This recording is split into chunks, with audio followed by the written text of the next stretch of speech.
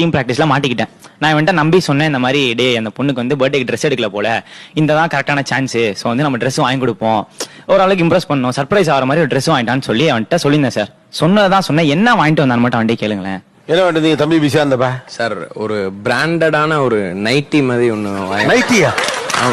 Sir அவன் இந்த மாதிரி பொறுமையா சொல்லியிருந்தானா கண்டிப்பா நான் நல்லா டீசெண்டா வாங்கிட்டு வந்திருப்பேன் சார். நான் கூடுவாஞ்சேரியில இருக்கேன். ஒரு 10:30 போல எனக்கு காலைல போன் பண்ணிட்டான், மாப்பிள்ள இந்த மாதிரி வாங்கணும். அப்படியே பரபரப்பா பேசுறேன். அவன் டான்ஸ் ஆடிக்கிட்டு இருக்க மாதிரியே பேசுறான். 1500 ரூபா காசை கொடுத்துட்டான். நானும் இந்த எஸ்.ஜே. சூர்யா மாநாடு படத்துல சொல்ற மாதிரி ரிப்பீட்னு ஒரு 15 கடைக்கு போயிருப்பேன் சார். எதுலயுமே சாட்டிஸ்ஃபை ஆகல அவன். எனக்கும் பசி எடுக்க ஆரம்பிச்சிருச்சு. சரி அவன் கொடுத்ததுல ஒரு 200 ரூபாய்க்கு வாங்கி சாப்பிட்டேன். இப்ப என்ன பண்றதுன்னு தெரியல. ஒண்ணு நல்லா ஜிகுன்னு இருந்துச்சு சார். நம்ம மட்ராசப்பட்டினம்ல அந்த பாட்டி போட்டிருக்கோம்ல சார், அந்த மாதிரி ஒரு கண்டென்ட். சார் அவனுக்கு தேவை சர்ப்ரைஸ் ஃபுல்லி